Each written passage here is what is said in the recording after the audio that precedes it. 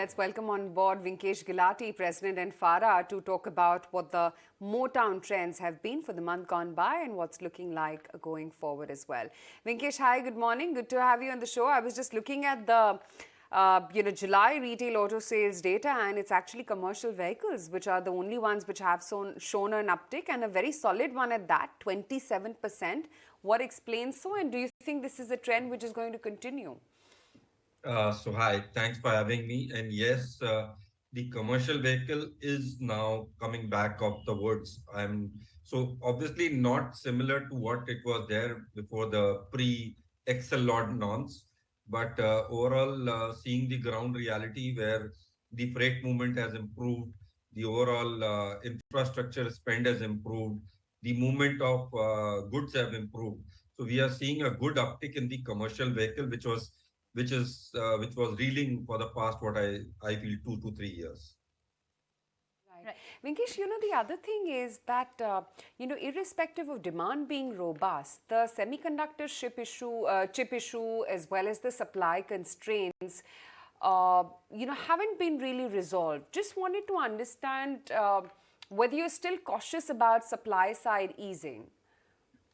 See, overall, if I talk about the average production, what the manufacturer used to have pre-COVID when the semiconductor wasn't a discussion, they have reached those levels. So we are normally doing 3 lakh plus every month, which means that we are back to normal production. But what has happened in the past 2 years, the demand of cars have grown up very, very high. And with the new launches, the customer's expectation or their requirement of features have now wanting more semiconductors to put in the car. That is the gap what we are seeing. So actually we are back to the production level, but the gap in between demand and supplies is still continuing. What we are cautious of today is the latest news of what we are hearing about this Taiwan and China tussle. Because as you know, the biggest semiconductor maker is in Taiwan.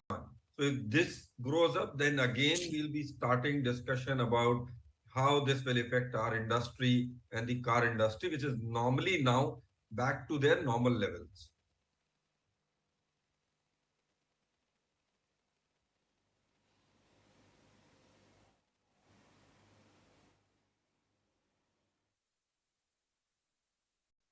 Concerns aside that you flagged off semiconductor, erratic monsoons, etc., we are looking forward to the festive season. So are you hinging on some sort of an uptake? If so, how much for PV and CV sales?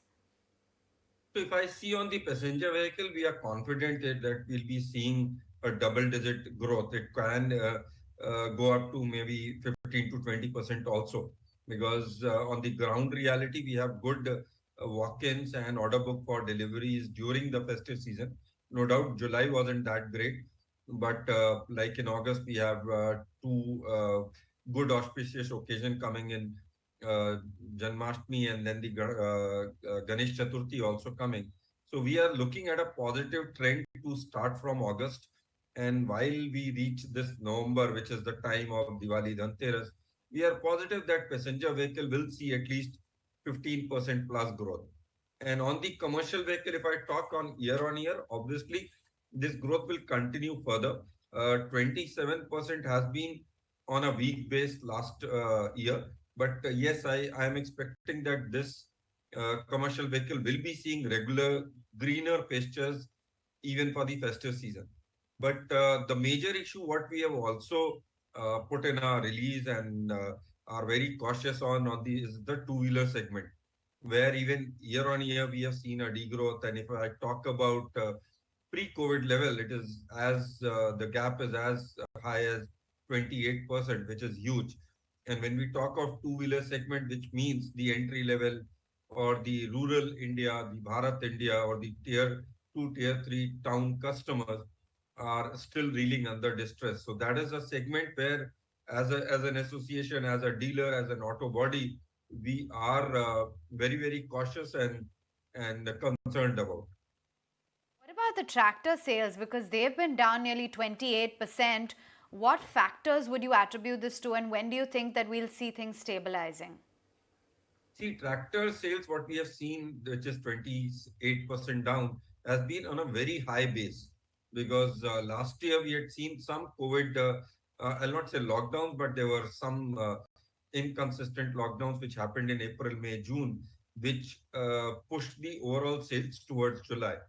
On an average, our industry is around 60, 65, and I'm hopeful that maybe in a month or two, we'll see tractor sale coming back in green on both the term. One, because of this erratic monsoon, there is a problem. I feel that will be behind us in a month or two.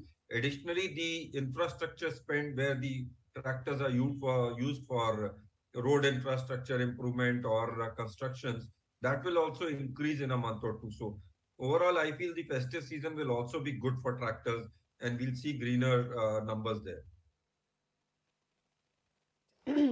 Okay, we'll leave it at that, Vinkesh. Great to have you on the show and get in.